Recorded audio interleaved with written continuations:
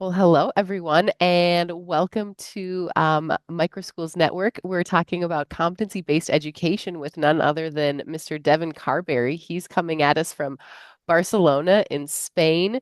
He's a founder of Learnlife, and so we're so happy to have you here today. I'm going to hand it over to you, and I think he's got a really great workshop for us. Hi, thanks so much, Whitney. I have a couple of slides, but this is going to be mostly us talking and doing fun stuff, so be prepared for interactivity. To kick us off, I wonder if people, I'm muted a little bit. Can you hear me better now? Is Yeah. that Yes. better? Okay, maybe it's just I need to keep my mic closer to my face. Um, so let me just find my slide deck here. This is going to be interesting. That's my calendar. Why did it go there? I want my, it's because it's in full size. All right, here we go.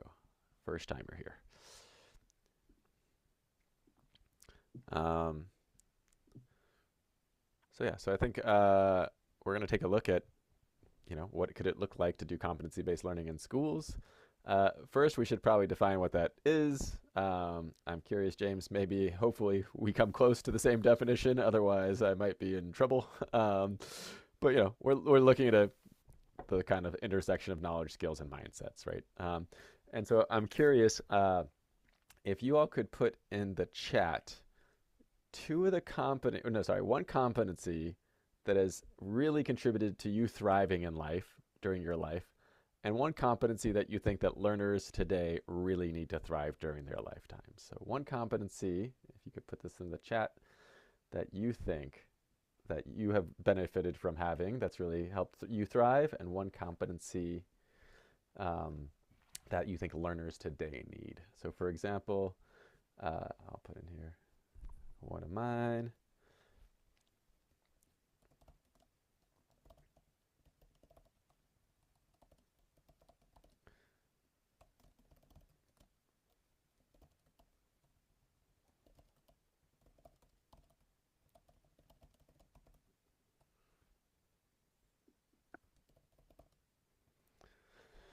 So, one is, let's see here, we got really helped flexibility, ability to teach myself new skills, absolutely. Illustrating data and concepts, I love that. We lead a workshop at Learn Life called Data is Beautiful that you'd probably appreciate there, Nick. Thank you. Learners need critical thinking, absolutely. I have benefited by divergent thinking, and learners certainly could use agility in this fast changing world. Anything else? Got some more coming in. Adaptability, absolutely.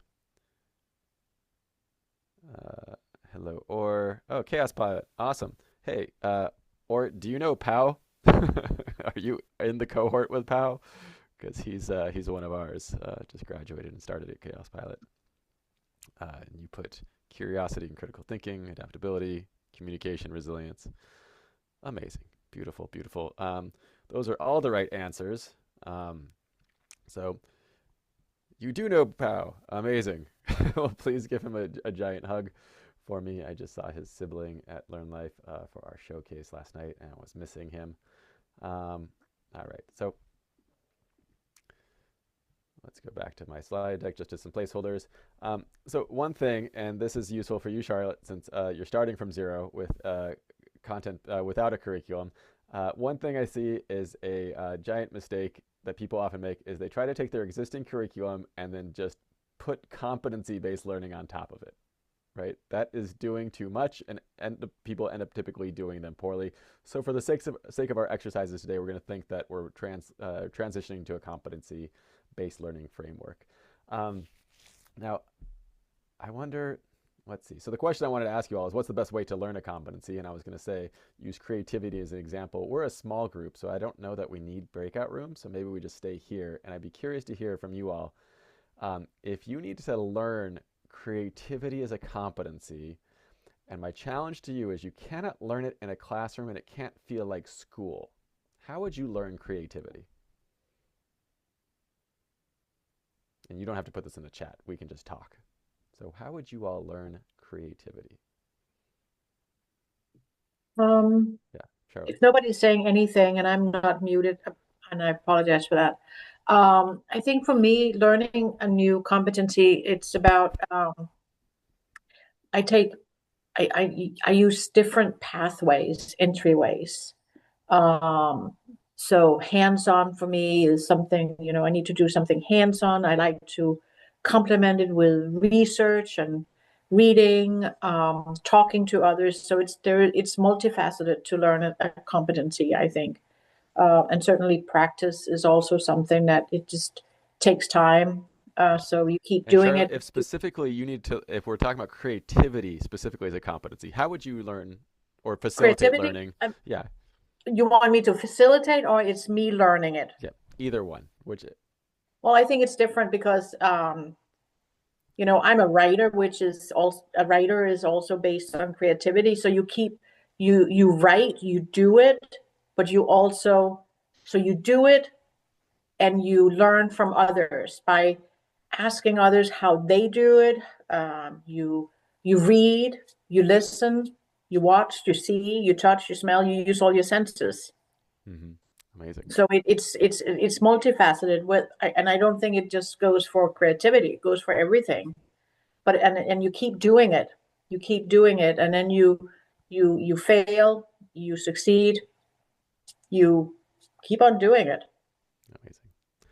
Or I saw you put in the chat that nature with an exclamation point. Are you able to come on camera and on mic and tell us a little bit more about that? So nature, what happens with nature that allows us to learn creativity as a competency?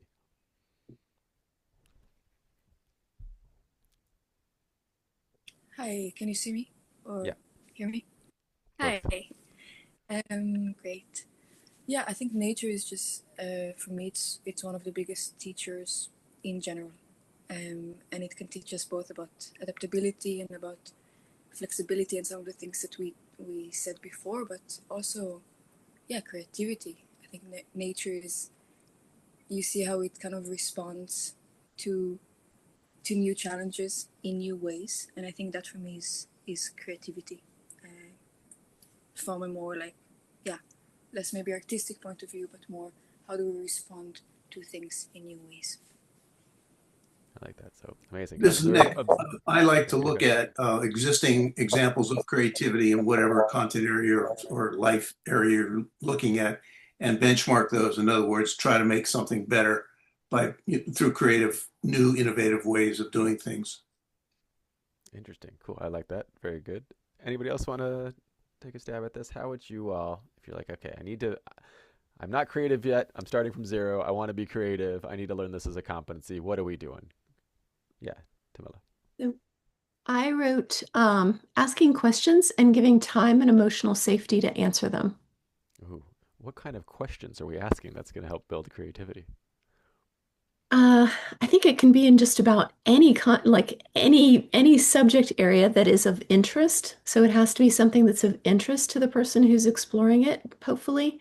And it can't be something that's easily answered and like, not something you would just look up, but um, you know how they say like necessity is the mother of invention. So when there are constraints put on coming up with a solution, it forces you to think more creatively. And so that's kind of how I came up with that was, when you have to think around constraints, that's when you get more creative. And then I think that time and emotional safety are really important. I love that. Yeah. And I mean, I think the questions can be totally random too, as long as they encourage divergent thinking, right? It's like, Yeah. you have a watermelon, a golf club, a stuffed buffalo, a water bottle, and a charger. How would you stack them to make them the most stable, right? It's like, okay, now we have to start thinking creatively and outside the box. Beautiful. That's a great Anybody else? question. we can. This was actually I heard this in a podcast recently where this is how they decided that ChatGPT was coming more intelligent version by version because the first one just gave you random answers and the second one like had very logical explanations of why it would put which things first and like oh this is quite devastating in terms of how much it's able to think and not just use kind of what would be a normal large language model response. All right. So yeah, I think you all nailed some of it. If, for example, I wanted someone to become more adaptive, you had already nailed it, Tamil, with like design by constraint, right? Like, how can you say, okay, we're going to have this experience, but you have to in this case, do it blindfolded. I just did a workshop in Boston where I had them school leaders running an obstacle course, and one person was blindfolded, one person had to put earplugs in, and one person couldn't speak, and they had to navigate the person who couldn't see through the thing. And right, they had to be very adaptive and creative in how they were able to help that person despite the limitations. Right.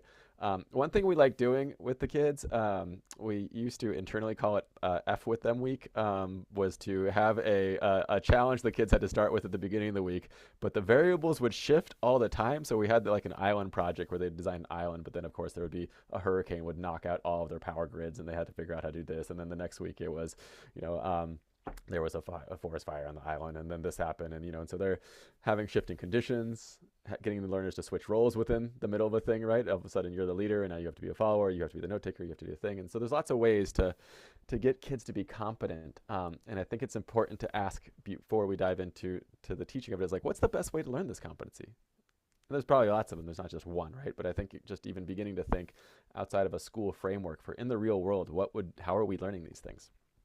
Can I ask a question? How do you Yeah, become please. competent in creativity? How do you become? I thought you nailed I it. mean, You, you're you were giving us. constantly creative once you become competent.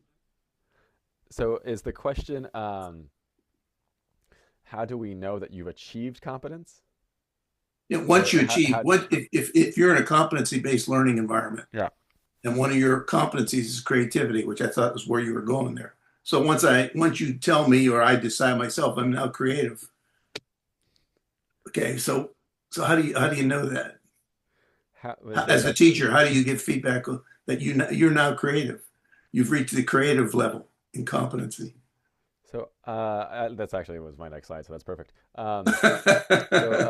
Because I'll flip the script though a little bit on you, Nick, because I would ask the question not how does the teacher, or in our case the learning guide, do it, but how do the learners want to demonstrate competency? Because Well, if it's answer both of them. um, You want to go one way, I want to know the first one too.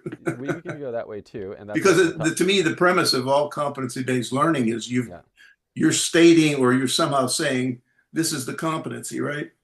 yeah. You have to define it to let the learner know what they're heading toward. It seems to me in most competency-based programs that I've seen, that's what happens. So I'm just wondering how you would do that with creativity. Yeah, so that's my challenge to you all next is, so imagine you all needed to design an experience to prove that you're creative. How would you do it? What would be the way that you would want to, that would feel good to you, to demonstrate that you are a creative person, right? Because a lot of times schools impose like you must do this thing and this will prove you're creative, but that's not necessarily what the learner wants to do. So I'm curious, what would be a thing for you personally if you needed to demonstrate, and I imagine you're all very creative people, what would be one way that you'd be like, hey, this would feel like a really great way to showcase my creativity?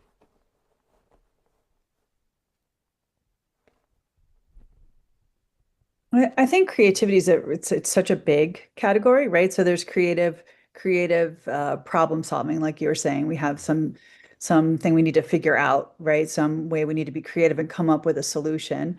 There's creativity in terms of, is this an original piece of art you've created? So I think creativity is such a big category that it would need to be narrowed down a little bit more. Like if it's creativity in terms of studio arts, that would be sort of a different target and rubric that you might use to sort of say, has a student gotten there versus creativity in, coming up with an alternative method to solve this science lab. Well, so let's go with the first one, Siri, for the sake of argument. How would you, if you wanted to demonstrate creative problem solving, how would you, Siri, want to show the world that you are a creative problem solver?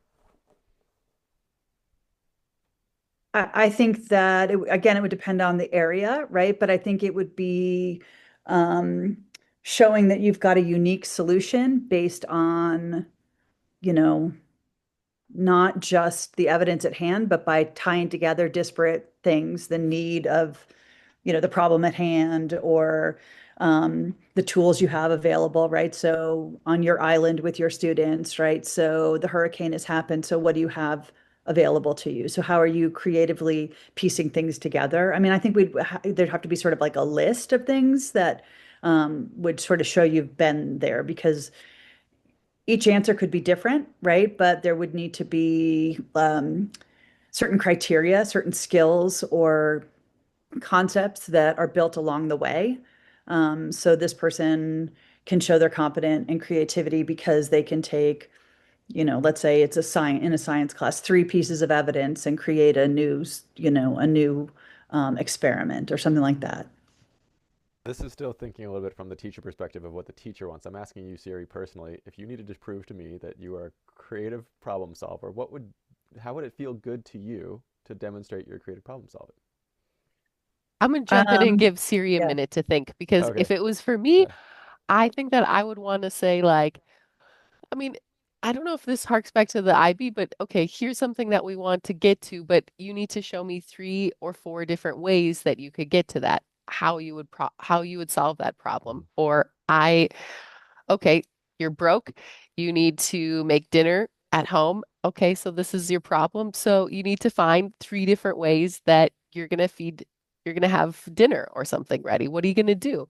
You know, I think that creating a couple of different pathways and your thinking and your logic and, even exploring maybe the different sides of it, that can also demonstrate some critical thinking and problem solving in it. Mhm.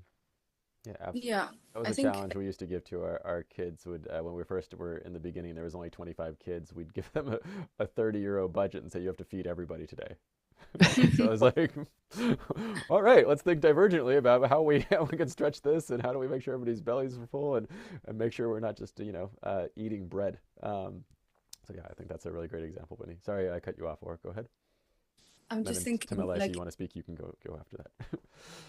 if I was to kind of you're asking about personally, Yeah. then I think passion comes into place. Like what is the thing that I'm currently that I care about a lot, that I'm Hmm. passionate Yeah. about, and then I would kind of demonstrate. Like I would choose something that I'm curious about, and then explore it from different perspectives, and maybe um, try to look at it through different lenses. That would be for me demonstrating creativity, like engaging with a thing that I care for in multiple different ways. Yeah. I like that Yeah. as a starting point. There's the what you would want to show it and how you would want to show it versus someone imposing on it. I think you might feel very differently if I said, now you have to show your creativity like this, Indeed. right? And so I think that's a core component of, okay, so we want the competency can be learned this way, and then how do kids want to actually demonstrate it is an important question I don't think we ask enough. But Tamila, you were going to chime in, please.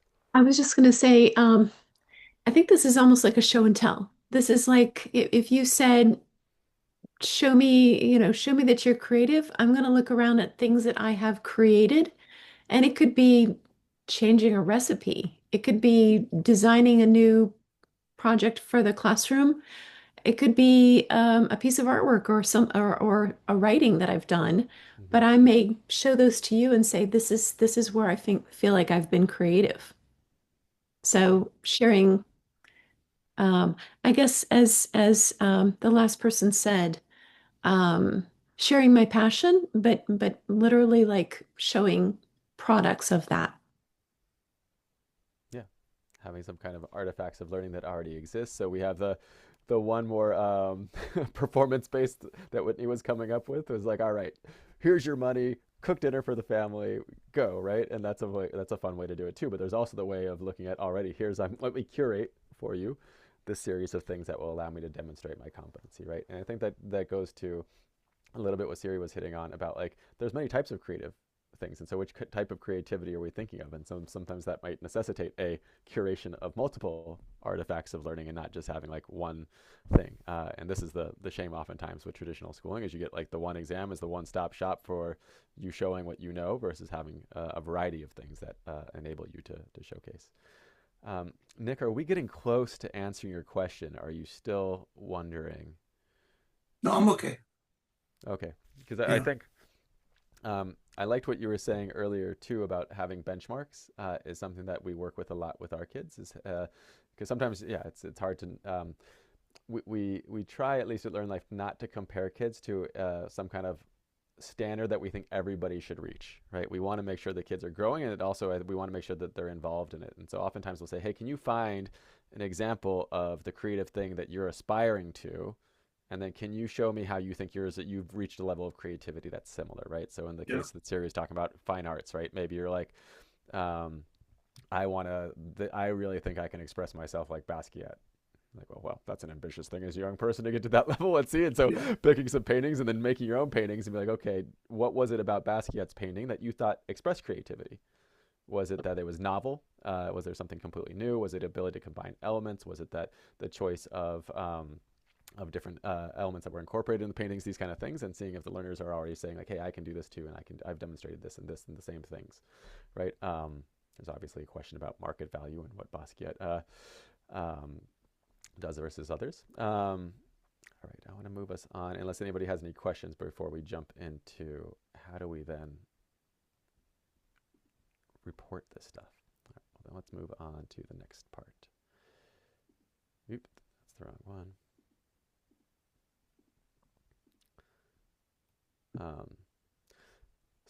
Well, actually, let me just give a couple of examples from Learnlife while I'm on this slide. So one of the things we do, and this is, I think, similar to what Whitney was saying about having a actual performance-based thing. All of our learners, to transition from one program to the next, do what's called a rite of passage. And this is where we see them proving a lot of competencies in socio-emotional skills, perseverance, resilience. And so they have to design an experience for themselves that's going to help them have some kind of breakthrough that will help them be successful in the next program. So confront something that might hold them back. And they design a 2-week experience to do that. So we had one learner, for example, who identified that she was quite the perfectionist.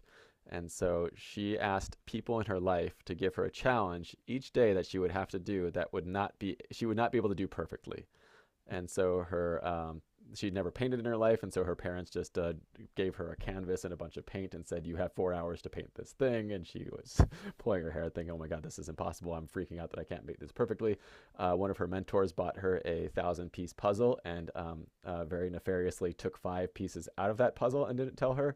And so each person every day she had different challenges. We've had learners who have taken on things like body image and decided they wanted to do a whole photo exhibition where they take pictures of their body or themselves each day, saying like, I actually, and with self-affirming messages that go along with that, right? So there's a lot of ways to demonstrate, to not just learn, but through the process of thinking of how you're going to demonstrate it, you're already thinking about both learning and demonstrating the competency.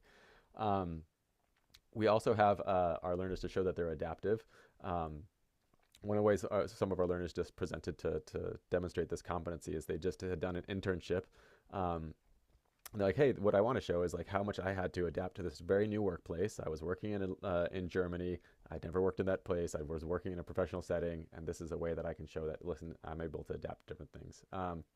But learners might also choose like, hey, I want to demonstrate this product that I created and how much I had to adapt to the different circumstances and walk you through a process portfolio of, hey, I did this and then it didn't work, so we had to try this.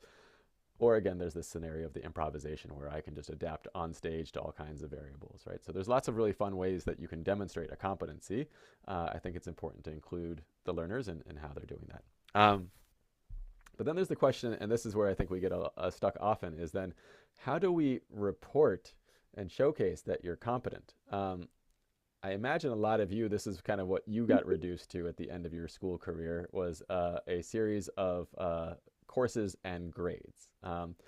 Now, we find this kind of criminal from at Learnlife perspective because the kids are so much more than this. They can do so many amazing things, but to reduce it to letter grades or number grades really doesn't tell the full story. So I wanted to show you what we're working on at Learnlife, which is helping us to put the power in the hands of the learners. I'm going to need to jump over to the demo of this, but we have designed a tool that allows, wait, that's the same one. I don't want this one, sorry. Let me go to Learning Vitae. So we thought it would be important for learners to be able to start cataloging, similar to what you were saying, Tamela, like having a variety of artifacts to represent what you can do, right? So we had, for instance, I was just working with some learners on a project where I'm on the board of a foundation called the Horse Life Foundation, and they were having a big event with 200 people.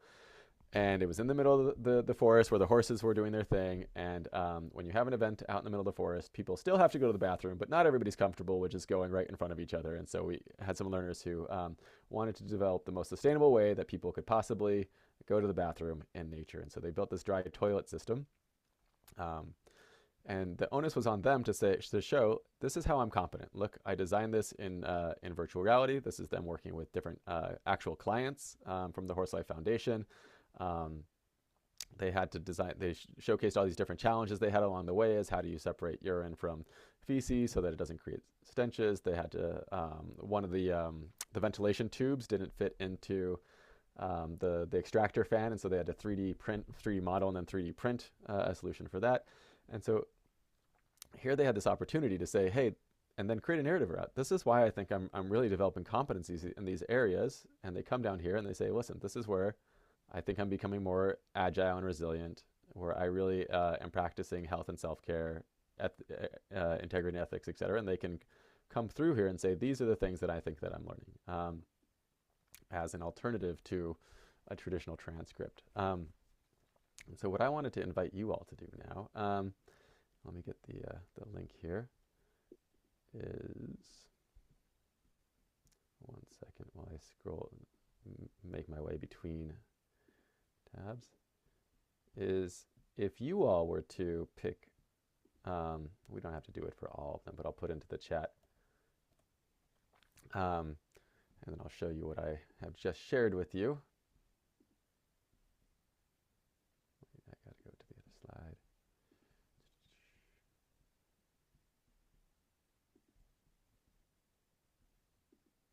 So let's imagine you're doing a version of this. I'd be very curious if you could take just a couple of minutes, the link will take you to this, is to put what are some of the competencies that you think you possess, right? It could be resilience, agility, communication, any of those things. And then if you want to draw a representation of it, put a photo in here, or just write simply what you think you would put as a learning artifact. How would you all decide to demonstrate to the world who you are? So let's imagine getting away from grades and just courses and grades as being how to show competence. But if you were to say, okay, I am an agile person, right? What would be the things, the learning artifact that you would be able to show the world that shows that you're competent at that? So if you all want to take just maybe 2 or 3 minutes to look at that doc and put in there what you think, and then we'll share out in just a couple of minutes.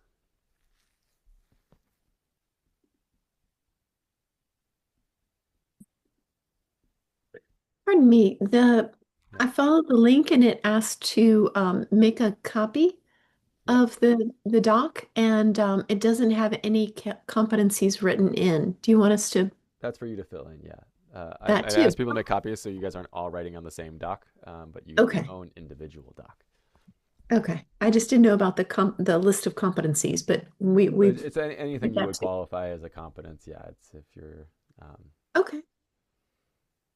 yeah, I'm actually Thank very you. curious to see if any emerge that we don't already have on our list of competencies.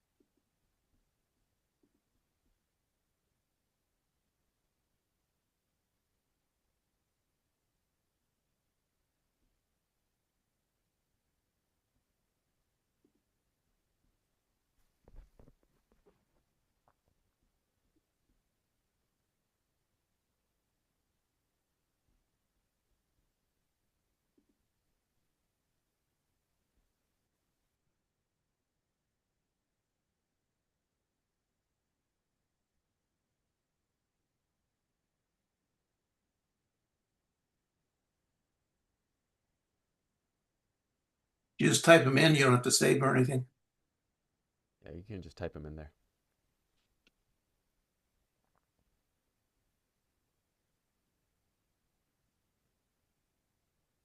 Whitney, I'm not sure if you're talking to me or someone else because you're muted. Oh, sorry, Devin. I was asking how many competencies you include in your Learning Vita. You all are typing. I will get back to you with some quick research on how many competencies we have. We have one. I want to know how rich this Learning Vita is. Are we supposed to see everybody's input in this? Nope, it's Because I'm your not own. seeing anything except just your own. Mm-hmm. Yeah, we're going to share out in a second, but I wanted people to have a fun play place where they could put their own images or writing. Um, so Whitney, we have 14 competencies that we break, and each competency typically is broken down into about 4 to 7 skills that are in that competency.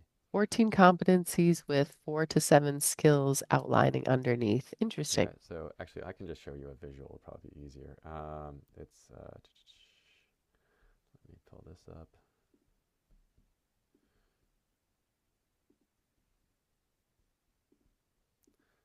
I'll go to our framework here.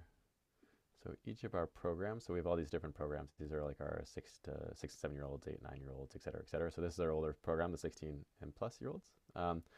And so there's the learning domain, learning to be, and within that, these are the competencies, and then these are the skills that we think they need to know. And this all came from, we asked a bunch of learners, their parents, learning guides, and our thought leaders, what do you think learners need to thrive today and throughout their lives? And from that, this was what emerged. And so it's things that typically people struggle to argue with, right? Like learn from setbacks to grow stronger. It's not like one of these things where like, when am I going to use that? Like we have like map out future pathways based on your interest, strengths, and the impact you want to have. Again, it's not a thing that people tend to argue against. It's things that are quite relevant, but even within like more of the literacy related things, it's like analyze different text types and perspectives, critically evaluate these kind of things. And it's one of the things that's been interesting to us is that we didn't expect so much is how, since the learners now have to track their growth in the competencies on their own, they feel so much more ownership of it. Before it was kind of like this thing that was imposed, even though we co-created it with them. They still were like, oh, I got to learn these competencies. But now they have a platform, they can just go and like, ooh, I learned this and I learned this. And it's really cool at the end of each trimester, they go and they update this and they go back, they go and like, oh, wow, I really learned a lot. Look at all these skills I learned, Mom. You know, and they, at their 360 presentations, they have to show with evidence, right? Like, so at we do, for context, everybody, we do, instead of exams at every end of every trimester, they have a 360 presentation where they present to a parent or guardian, peers, and their mentor, and they use this. So like, it's like, hey, look, so this is what I've been up to this cycle. I worked on this pop-up restaurant that I started, and these are kind of my artifacts, and this is what goes. And so they use this as a way to do it, and they can show, I can look at all these skills I learned, and yeah, it's a fun way for them to feel really engaged in the process rather than feeling like it's something done to them. And so the 14 competencies remain the same at all the grade levels. It's just the skills that are pared down based on the kind of age Yeah, exactly. They level. become, yeah, so they're on a developmental scale, but yeah, I think everybody needs agility and resilience at any age. And so, but obviously how you scaffold that from a 6-year-old to a 16-year-old is different. All right, I'm very curious to hear from those of you who are willing to participate. And if you want to share, maybe each of you, one of the competencies, and what would you have put for those kind of artifacts that would have showed to the world instead of just your A, B, or C? What would have been the thing you would have wanted to show?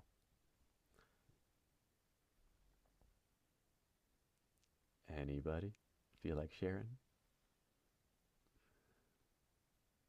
Yeah, I'll start. My competency is I just call it being a learning architect.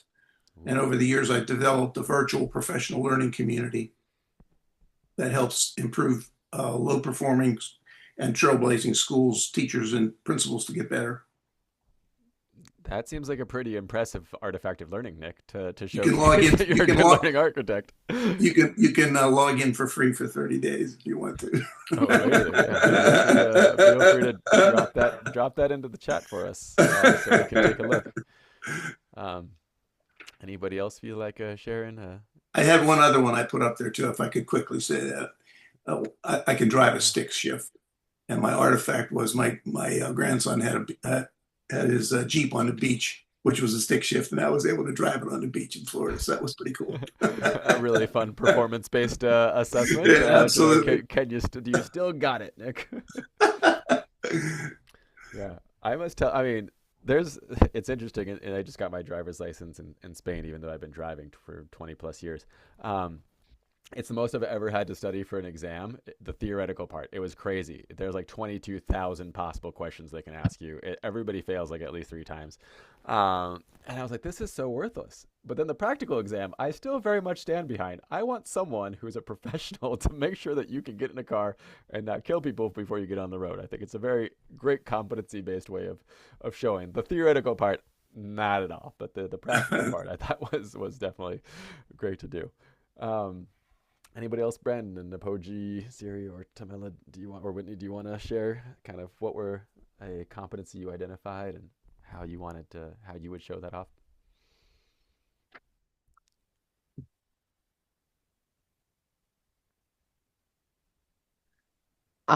Well, I said adaptability or agility, and I was thinking of different ways. I was like, oh, there's a lot of different artifacts, but I think in a snapshot, you could just look at my CV, right? It's like lots of different countries, different roles, different things, and I think just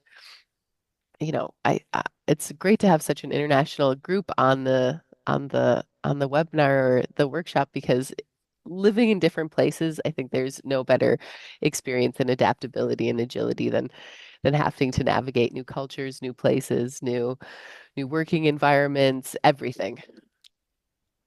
Yeah, if we just saw one place, we might wonder, well, was she adaptable in a day, or did she just retreat back after a short while? But when you see the around the world kind of CV, then yeah, that obviously is a good indication of it.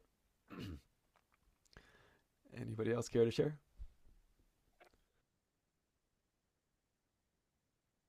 Okay, no. Oh, I'll share. I'm not on the Nick level yet. We might get there one day. We shall see. Um, we just opened a school last year, but we are I'm super organized, and I would call that my competency. But it's something where I can create and maintain systems that help me keep my things and my time and my tasks in order. I can kind of set up a system, use it consistently, and improve it when needed. what evidence would you show that you have this competency under your belt? I mean, you can look at any calendar on the planet that's attached to my name, and you'll see the color coded OCD-ness that pops out all on itself. I was going to say there's got to be a count or a spreadsheet that you have that would be like very different than my Many, wife's, who's an many of artist, them. who is I like, was when going to I say, it look at just depends on which one you prefer. But yes, for sure. amazing. I love that. That's a great way to do it. Perfect. Well, team, I want to spend with just the time we have left thinking about what would this look like if we were going to do this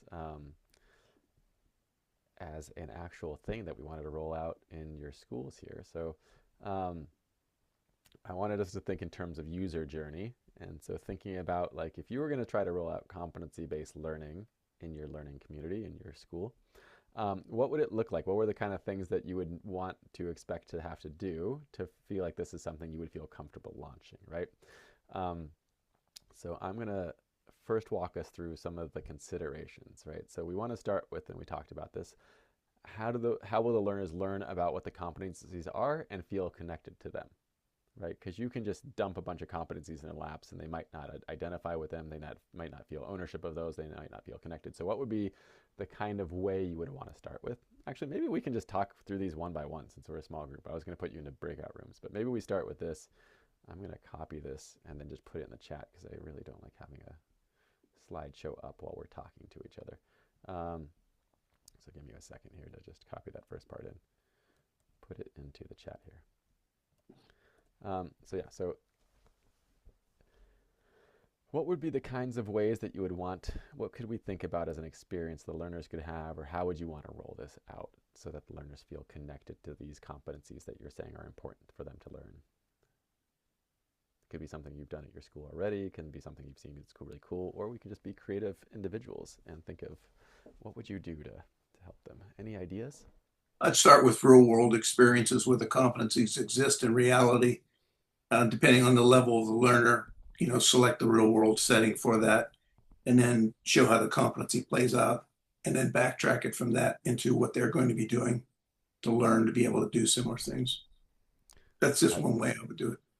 I love that. Yeah, take them out of the real world. Like, this is where the competency exists. If you don't have it, this is what happens. If you got it, you might have an easier Yeah, life. it's one of the things we do with standards-based education is if you're going to ask a student to learn some standard at a grade level and you introduce it, where in the real world does anybody use this? If you can't answer that question, why are you doing this? Mm, amazing. Yeah, and even better if you can actually get out and show them, right? Yeah, Like you were and saying, so like like let's. in designing a lesson, the teacher would have to create, and we're using AI now as a coach to once the teacher identifies a standard or competency and establishes a sort of a rough idea of what the real world experience is. Now you can ask a chat GTP coach, here's my standard, here's my idea for a real world experience. Can you help me develop this?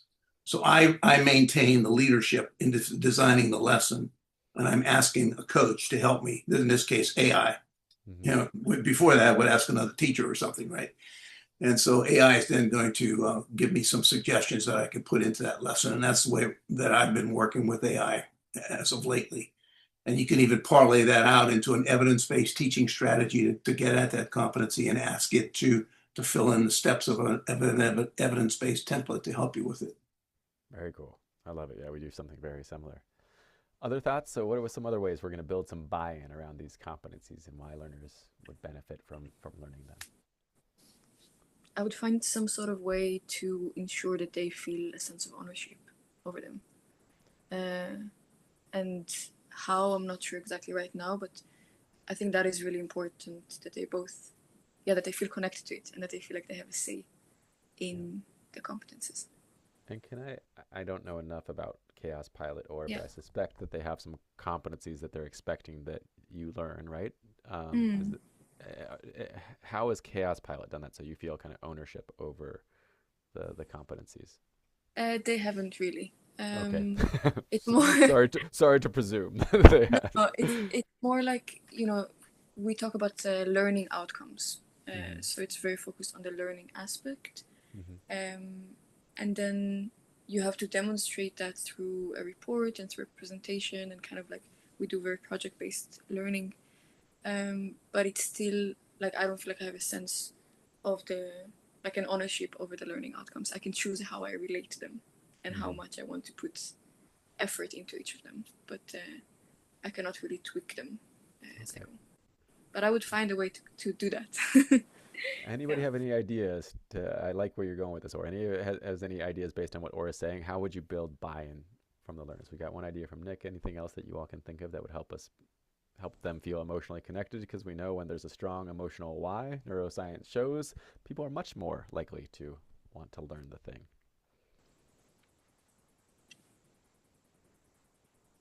For adult learners, teachers and so forth, we ask them to look at it from their job point of view. What are you expected to do on your job? And that's what the competency we're working on. So it's like it's a natural thing they do in the flow of work. And how do you want to get better at what you do? So there's a built-in sort of ownership of what you're getting paid to do to help learners learn. But what if you're a 9-year-old who doesn't know yet what? Well, that was the first example I gave, where I would use the real world experiences and so forth to connect a learner. But I'm talking now about a professional, like a principal or a teacher or a guide, a facilitator, who's been hired to do a job to help students learn. And there are certain things that they have to do on the job. So their professional growth is related to competencies about performing that job. And then that way you don't separate professional learning from their job. And that's what it's really, professional learning is criticized for being apart from the job that they do. They get mad in meetings where it's not related to them. Well, if you relate it to what they do day to day, then you're going to have a lot of buy-in. I'm a great sports fan, and professional learning in sports is all about your performance as a team member and how you do your job and how it fits into the team. And there's always ownership on that. I have some thoughts on that, but I saw Tamela sounded like you wanted to say something first, and are you sure? And for the 9-year-old, I think it doesn't have to be what's professionally, but I mean, 9-year-olds still want to do stuff, right? They like, maybe they want to go on a trip and lead a trip on their own, and maybe they want to go to whatever. Like, you just say, okay, well, what competencies do you need to make this thing work for you, right? So I like this idea of reverse engineering. Like, where do you want to be? And this is very much what you're saying, Nick, but in the professional world, but that can be anything, right? Where do you want to be, and let's reverse engineer this? What competencies do Yeah, you need to get there? exactly. And that builds an emotional Yeah. buy-in, right? Cool. So then the next step I have put in the chat for us would be, so we've established there's some buy-in from the learners. They want to learn these competencies, but we just don't want to force how they learn it. So how will you all during the year provide agency in how they develop those competencies? So rather than like a scripted guided experience where learners are all taught the same thing in the same way, what would be some ways do you think that we can make this so that the learners also have agency in how they learn it? Not just what they're learning, but how are they learning these competencies?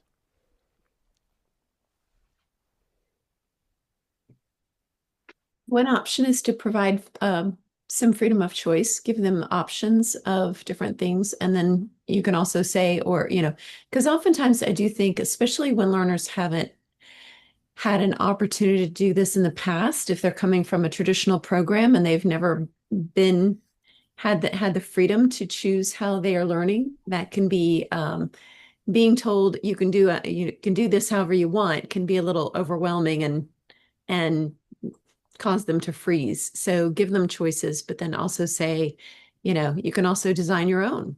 Come talk to me. Let's brainstorm together if you've got an idea of how you want to do this. I think that's a great example, Tamla, for micro schools and why they're so popular, because you can do that within the size of them. Whereas if I have 30, 35 kids in front of me in a classroom, I'm going to have trouble with choices and managing that in a 45 to 60-minute period. And so I'm agreeing with you in saying that the micro schools and that whole movement gives us tremendous opportunity to build that whole way of doing things. And Montessori schools. Oh, sure. I think too, what I've seen some micro schools do, which I think could work in larger settings as well, is when you give maybe you give some options topically with the groups that they're going to study. So then they vote on and then they're choosing it. So then they have some agency into some of the things that they're learning at. I've seen some of the micro schools where the year before, then they vote on all the different topics that they're going to be focusing on, and then the educators backfill what kind of competencies and how do we relate it to all of these topics. And so that was something that they chose. So like it or not, that you guys were the ones who chose it. So that's how we're going to go through the year. Yeah, absolutely. I have an idea, but I want to hear if anybody else has some ideas for. Well, I think it's important for us to know that competencies, regardless of how we set them up in a spreadsheet or however we want to do it, they're not taught. They're lived, they're discovered, they're chosen by the kids. And all that starts with knowing who they are, like knowing their identity and knowing that these competencies are what are going to make them grow into the person they want to become. How to put that on paper and into these check boxes, I'm not exactly sure yet, but I feel like it's not something we can just teach the competencies to them. They've got to be able to explore and discover them. Yeah, I like that. I think that talks into like a bit what everyone has already, like this thing of offering different options to engage with it in different ways, right? So, and we work with something which is like head, heart, hands, right? So like the learners can choose to engage with a topic through different Modalities, yeah. yeah, exactly. Yeah. Depending on the kind of school you're in, you might not have any control over the content, but at least there's how you learn it. You might have some say in, right? Head, heart, hands. Sorry, Modaba, did you want to say something too? I heard you. I did. I just also wanted to add the goal. What is the goal? Where are we trying to get to? Where's the learner trying to get to? And in those competencies, for example, we have a project that we're working on. We shared the goal and we gave a few like deliverables. And then how are they designing the outcome? How are they working towards the reaching of that outcome? For example, it's an event around Kwanzaa. So what does the program look like? To be able to have a finished product to be able to present to family and community. So to sum it up is, how are you reaching your goal and what is the exact goal? Here are some tools that you can utilize to get there. And what is the design process around it for you to successfully complete it? to what I was going to say is I think it's really important to have different types of frames that inspire freedom of learning. And so like we have, for example, have a program called Adelante where the kids, it's basically peer-to-peer workshops, right? And so what you put into that frame is up to you, but we've created a really cool frame of the learners can share a passion with other learners, and we structure that into the schedule. Or like I said, we have rites of passage or capstone projects, or we do these really cool marketplace events. And like what happens in those, the kids are really able to choose, but it's having some kind of a space where they have some kind of key motive and impetus to get them started, but then what they put in there is totally up to them. It sounds a little bit like that. We've got Kwanzaa coming up. What do we want to do with this, right? What do you want to put in this? Let's think of what are your learning goals, and then how do we fill that in? Right, I'm going to challenge us with one more thing. We don't have time to get to all of it, and then we'll just have a quick reflection at the end. But so now we've decided what they're learning, how they're doing it, but we need to figure out like how do we really support them in making sure that we're sure that they are learning it or that they know that they're learning it, right? And then also what opportunities are there for them to get better at it, right? So I'm curious what kind of creative ways have you all seen that people are making sure that in a really supportive way that doesn't feel like, where you're being examined and criticized, but in a growth focused way to make sure that there's checkpoints and that there's an ability for learners to continue to be reflecting, am I learning this? What feedback can I get? What creative, exciting ways have you all seen that have resonated with learners about making sure that they're able to track their progress and receive the feedback that's needed for them?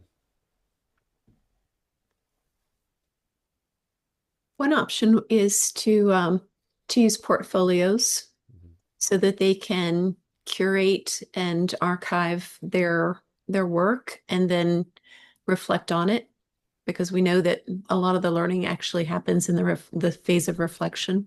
Yeah, absolutely. And when you're using portfolios, what kind of feedback do the learners typically receive on those portfolios?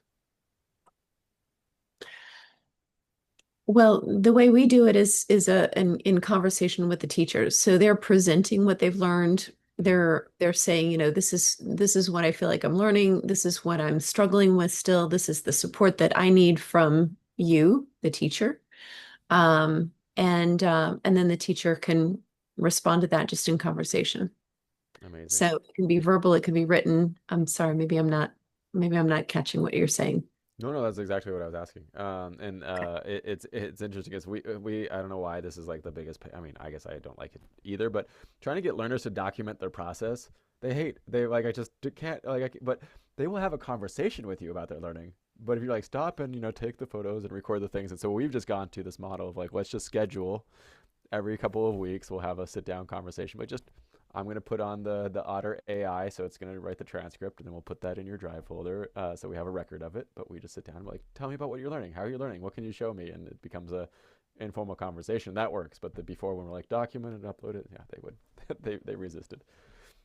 Curious, anybody else have creative ways that you're seeing this that's really nurturing competency through the reflection feedback process? Well, in our virtual professional learning, the teachers and principals are creating something, a lesson, a new model, blended professional development for a school and so forth. So it's a product they're developing. They work in teams, and as they develop drafts, they're sharing those through our platform and getting written comments back on that. And then we have a couple places where they can actually show their finished model, and they present it in we call them a learning lab, where they present their final product and they get feedback from their colleagues in that. In some cases, they have to develop a pitch for something in their school, like a principal. And so we will set up a scenario where the other members play the role of an investor, a government investor, an angel investor, and they listen to the pitch, and then they give them feedback. So they learn those roles, and they also give feedback from that perspective to the principal who presents their plan or their product. And then that product is posted so that the next cohort of principals who come in, they get to see what the previous cohort did as models that met the highest level of the rubric and got the best feedback from the peer group analysis and so forth. And so that's one technique that we use. Amazing. This is great. we're kind of coming to the end of our time, but the point was this is like, I think it's just really important to schedule throughout the year these kind of things. It could be a portfolio check, it could be a Shark Tank, it could, like we were saying, the 360 presentation, but having these really cool moments that are, because part of the experiential learning cycle is we familiarize, we experience, and we reflect. And that's what we, Joplin's research has shown. This is what really creates a quality experiential learning. And so I think it's important to program these in. Before we go, anything that's kind of present on your hearts or your heads at the moment, questions that are still lingering, doubts that you have, things that you've been grappling with that you wanted to use these last couple of minutes to raise to the group?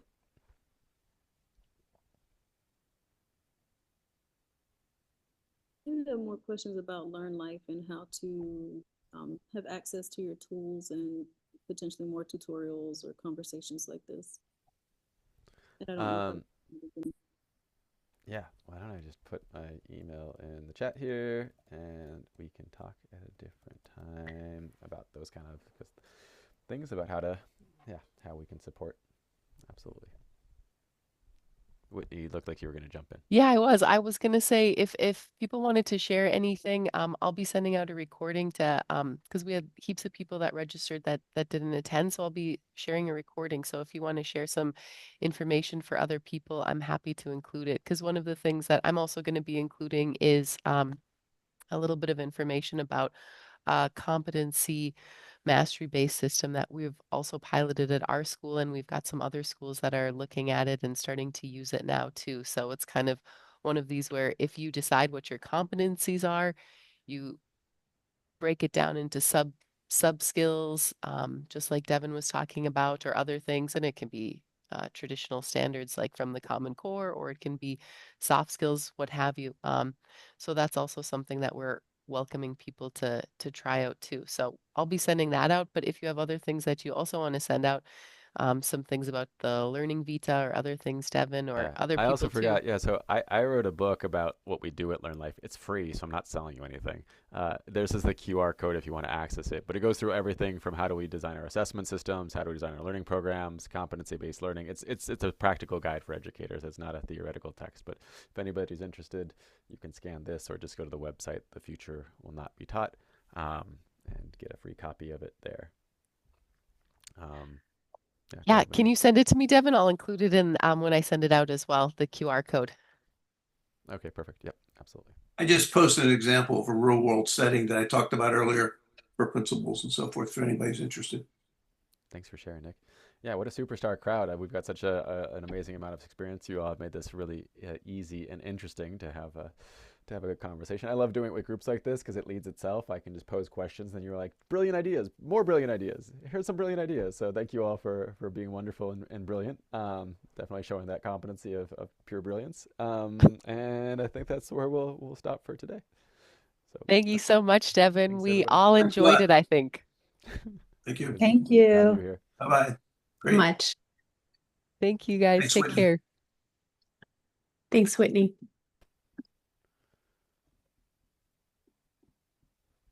Thanks, Devin. Any feedback about that? How that went for you? Anything? If we do this again, I could do better.